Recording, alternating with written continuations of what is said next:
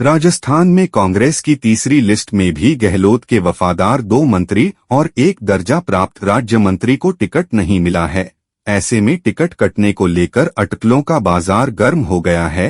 तीसरी लिस्ट में 19 उम्मीदवार कांग्रेस ने घोषित किए हैं। बता दें, पिछले साल 25 सितंबर को दोनों ही मंत्रियों ने कांग्रेस विधायक दल की बैठक का बहिष्कार कर सीधे तौर पर कांग्रेस आलाकमान को चुनौती दे दी थी।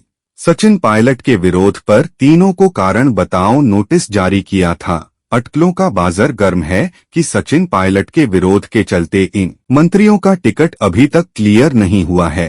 हालांकि सचिन पायलट ने संकेत दिए हैं वह तीनों का विरोध नहीं करेंगे, लेकिन फिलहाल मामला अटका हुआ है। तीनों ही मंत्री गहलोत के चहेते। राजस्थान की राजनीति में गहलोत और पायलट की अदावत किसी से छिपी नहीं है। तीनों मंत्रियों को लेकर कहीं न कहीं पेच फंसा हुआ है। सियासी जानकारों का कहना है कि तीनों को ही कांग्रेस आलाकमान को चुनौती देना भारी पड़ सकता है। हालांकि मंत्री महेश जोशी अपने बेटे पर दुष्कर्म के आरोप की वजह से विवादों में आ गए हैं। बता दें, राजस्थान विधानसभा चुनाव के लिए कांग्रेस की तीसरी लिस्ट जारी हो गई है। गुरुवार शाम पार्टी ने 19 उम्मीदवारों के नाम के साथ तीसरी लिस्ट जारी की।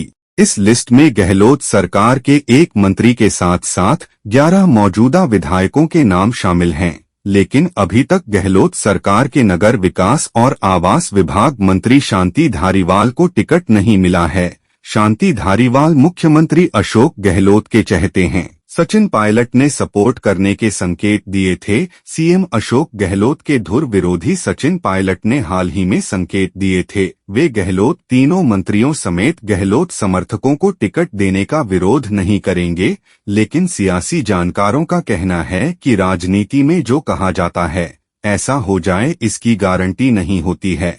वैसे भी सचिन पायलट उदार नेता माने जाते हैं, लेकिन जिस तरह से दोनों मंत्रियों को टिकट मिलने में देरी हो रही है, इससे अटकलों का बाजार गर्म हो गया है। तीनों लिस्ट जारी होने के बाद एक बात समान रूप से है कि गहलोत और पायलट ने अपने अपने चहेतों को खूब टिकट दिलवाए हैं।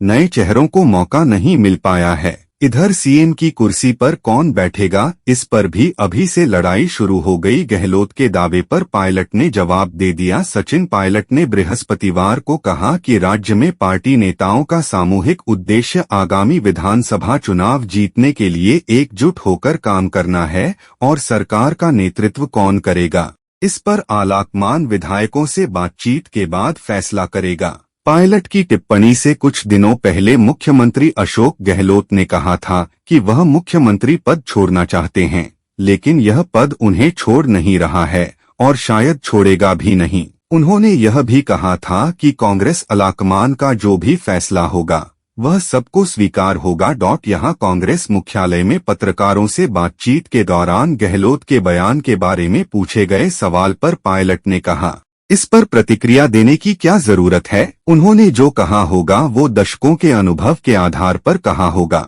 हमारा सामूहिक उद्देश्य एकजुट होकर चुनाव लड़ना है और विधानसभा चुनाव कांग्रेस जीतेगी। उन्होंने यह भी कहा, कांग्रेस में परिपाटी है। पार्टी की जीत के बाद नेतृत्व विधायकों से बात करेगा और जो भी निर्णय लिया जाएगा वह सभी को स्वीकार्य होगा।